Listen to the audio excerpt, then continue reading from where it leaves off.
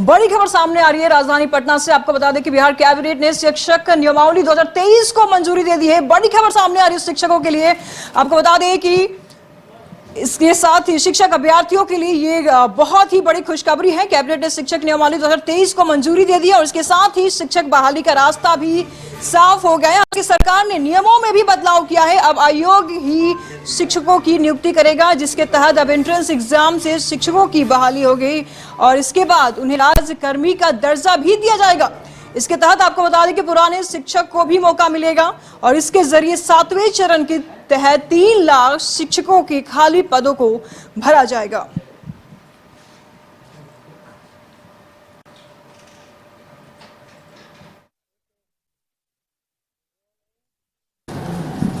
इस नियमावली का नाम होगा बिहार राज्य विद्यालय अध्यापक नियुक्ति स्थानांतरण अनुशासनिक कार्रवाई एवं सेवा शर्त नियमावली 2023।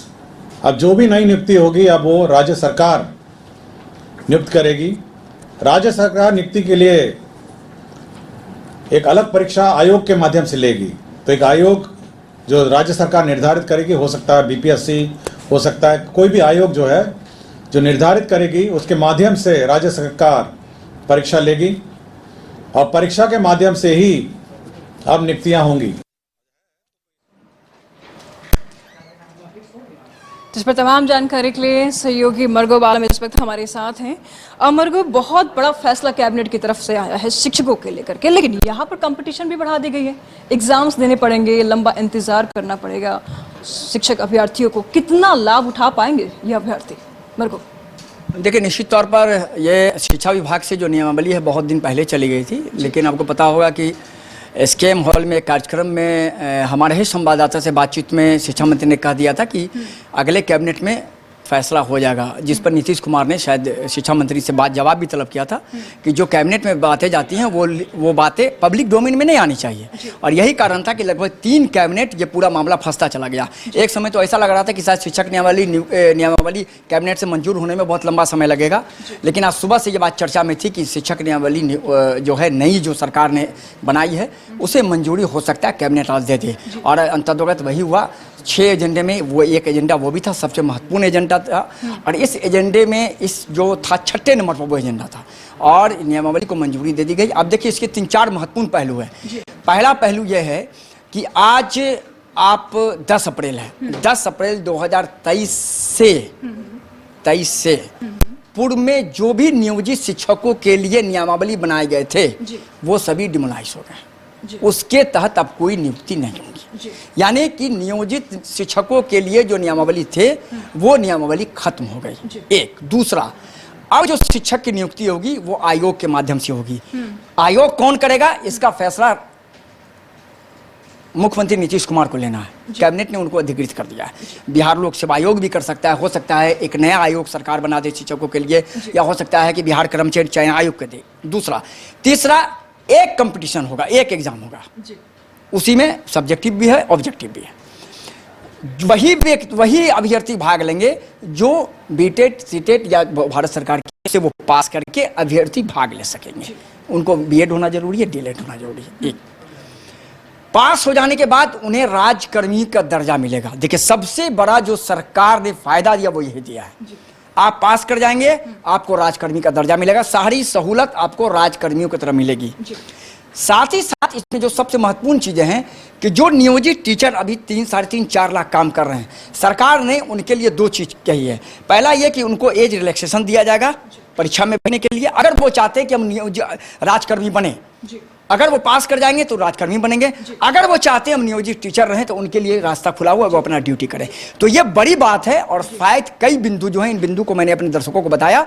आने वाले 6 महीना में हमें जहां तक लग रहा है इसकी प्रक्रिया पूरी तरह से शुरू हो जाएगी और प्रक्रिया पूरी होने में जो भी समय लगे, लेकिन फिलहाल रास्ता साफ हो गया। शुक्रिया मरगो आपका इन तमाम जानकारियों के लिए। हमारे साथ शिक्षक नेता अभिषेक झा जी भी हैं। कैसे देखते हैं आप, क्योंकि कैबिनेट ने बहुत बड़ा फैसला सुनाया है शिक्षक अभ्यर्थियों के हित में, कैसे देखते हैं आप? जी, सबसे पहले कशिश न्यूज़ को धन्यवाद किए हैं। जितने भी आंदोलन हमने किए हैं उस आंदोलन को आपने कवर किया और सरकार तक हमारी संवाद को पहुंचाया, इसके लिए धन्यवाद। साथ ही साथ आज मुख्यमंत्री जी को धन्यवाद देना चाहूंगा और शिक्षा मंत्री और माननीय उप मुख्यमंत्री जी को कि मुहर लगा दिए नियमावली पे। आखिरकार शिक्षक अभ्यर्थियों का आंदोलन सफल रहा। अब देखना यह है कि हम लोग को स्कूल में कब भेजा जा रहा है, क्योंकि स्कूल में जब तक हम लोग नहीं जाएंगे तब तक हम लोग बिहार के गरीब दलित बुजुर्गों और मुसलमानों के बच्चे जो सरकारी विद्यालय में पढ़ते हैं उनका अच्छा और क्वालिटीपूर्ण शिक्षा नहीं मिल पाएगा, क्योंकि हम लोग STET मेरिट शिक्षक अभ्यर्थी हैं। अब पिछले 4 सालों से संघर्ष रोड पे कर रहे हैं। आज जाके थोड़ी सी खुशी मिली है कि आज हमको नियमावली पे मुहर लगी है, क्योंकि जस्ट अभी 31 तारीख को मैंने आंदोलन किया था पूरे STET मेरिट शिक्षक अभ्यर्थी के। हमारा मांग था कि सेंट्रलाइज हो, वह मान लिया गया है। STET मेरिट सीटेट बीटेट मार्क्स पे हो, अभी तक वो क्लियर नहीं हुआ है, तो वो देखना है कि क्लियर कर रहे हैं कि नहीं इस नियमावली में। तो ये स्पष्ट हो जानी चाहिए कि डिग्री दिखाओ नौकरी पाओ बंद होना चाहिए। प्रतियोगिता परीक्षा पे होना चाहिए, जो हम लोग प्रतियोगिता परीक्षा दिए चुके थे।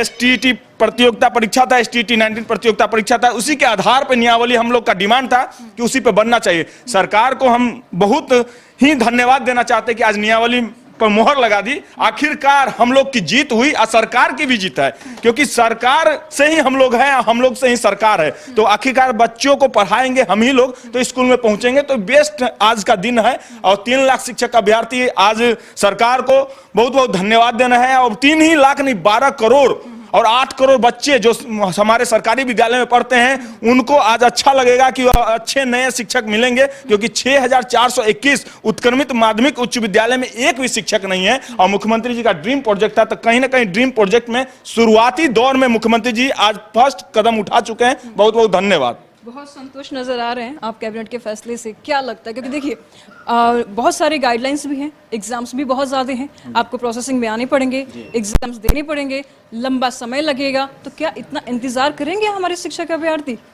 नहीं, हम लोग खुद एग्जाम दे के आ चुके हैं। STET 19 एक प्रतियोगिता परीक्षा था और प्रतियोगिता परीक्षा दे के आ चुके हैं, तो कदापि नहीं हम लोग एग्जाम दे के प्रतियोगिता परीक्षा पास करके आए हैं। तो अगर ऐसी कुछ बात आती है, क्योंकि नियमावली में मैंने देखा नहीं है अभी तक, आप ही लोग के माध्यम से मैं सुन रहा हूं, अगर ऐसी बात आती है तो हम लोग सरकार के तुरंत खिलाफ उतर जाएंगे। लेकिन जब तक हम देखते नहीं है कि यह क्या दिए हैं, क्योंकि हम लोग प्रतियोगिता परीक्षा पास करके आए हुए हैं। STET 19 प्रतियोगिता परीक्षा था, विज्ञापन में क्लियर था, तो मानते हैं कि हम लोग प्रतियोगिता परीक्षा, अगर हम लोग को एग्जाम देने की बात हुई तो सरकार गलत डिसीजन ले चुकी है। तो सरकार के ये जो तुगलकी अगर बयान होंगे, अभी तो मैंने देखा नहीं है, अगर होगा ऐसा तो मैं कड़ा विरोध करता हूं, कड़ा निंदा करता हूं इस आदेश का, और हम लोग फिर रोड पर उतर जाएंगे। इसलिए यह ऐसा नहीं होना चाहिए। हम लोग प्रतियोगिता परीक्षा में आए हुए हैं और मेरिट में है, STET मेरिट में आया है, 30,675 मेरिट में है। तो सरकार मेरिट को ध्यान में रखते हुए प्रतियोगिता परीक्षा को ध्यान में रखता, हाँ आगे से शिक्षक नियोजन में ऐसा करे,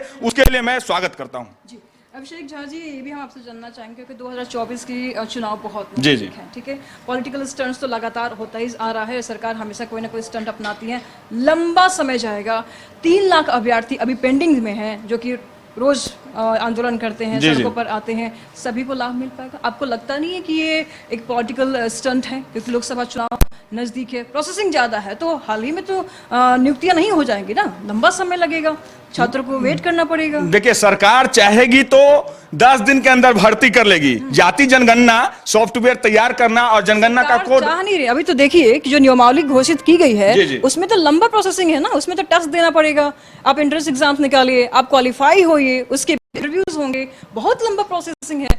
तो यहाँ पर तो सरकार ये चाहती है और इसमें बहुत टाइम लगने वाला है। राजनीति करेंगे तो ये गलत बात है। आपको क्या लगता है कि राजनीति नहीं हो रही? राजनीति तो हो रही है। ये जो एग्जाम अगर हम लोग कल फिर से लेते हैं तो हम लोग एग्जाम नहीं देंगे, खुला विरोध रहेगा, क्योंकि हम लोग एग्जाम दे के पास होके मेरिट में है, विज्ञापन के अनुसार मेरिट में है, तो अब एग्जाम किस बात की देंगे? सीधा सीधी बात है, अगर एग्जाम की बात आती है, सरकार करती है, तो हम लोग एग्जाम नहीं देंगे, चाहे कुछ भी हो जाए। हम लोग एग्जाम दे के पास, हमारा तुरंत नियुक्ति किया जाए। अगर ऐसा प्रावधान लाते हैं तो दरकिनार करना होगा सरकार को, क्योंकि हम सड़क से सदन तक नहीं चलने देंगे। तो आप शिक्षक अभ्यर्थी नेता भी हैं, तो ऐसे में जो शिक्षक अभ्यर्थी उनको क्या कुछ मैसेज देना चाहेंगे आप? सबसे पहले कि आज नियमावली पर मोहर लग गई, इसके लिए सभी साथियों को धन्यवाद कि आपका आंदोलन सफल हुआ। आपने लाठियां जो खाई आपने जो कपार आपका फूटा वो सफल हुआ कि नियावली आखिरकार सरकार को देनी पड़ी, क्योंकि यह बिरबल की खिचड़ी हो गई थी। नियावली नहीं थी, बिरबल की खिचड़ी थी। सरकार चाहती थी कि हम 2025 ले जाएं। ये बिरबल की खिचड़ी नहीं होगी, इतना लंबा टाइम जो खींचेगा, एंट्रेंस एग्जाम्स, इंटरव्यूज, फिर सिलेक्शन, ये सारी जो प्रोसेसिंग होंगी, तो ये बिरबल की खिचड़ी नहीं होगी। सरकार तो 2025 में देना चाह रही थी नियावली, लेकिन उनको मजबूरन देना पड़ा मैडम। अब उनको ये नॉर्म्स लाती है कुछ बिरबल की खिचड़ी टाइप का, तो नहीं चलने देंगे हम लोग। पॉलिटिकल स्टंट है। हाँ, पॉलिटिकल स्टंट है तो हम लोग चलने देंगे? लोकतंत्र में ऐसा तुगलकी फरमान नहीं चलता है। लोकतंत्र में तुरंत घेराव हो जाएगा अगर ऐसा कुछ होता है तो सीधा सीधी बात है कि हम लोग सड़क पे उतर जाएंगे। अगर प्रोसेसिंग लाएंगे और एग्जाम की बात कहेंगे फिर से, हाँ लीजिए ना, नया रिक्रूटमेंट आएगा तब लीजिए, अच्छी बात है, क्योंकि नया रिक्रूटमेंट लीजिए। हम लोग खुद एग्जाम पास है, मेरिट में है, तब आप लीजिएगा तो गलत बात है। शुक्रिया अभिषेक जी आपका इन तमाम जानकारियों के लिए।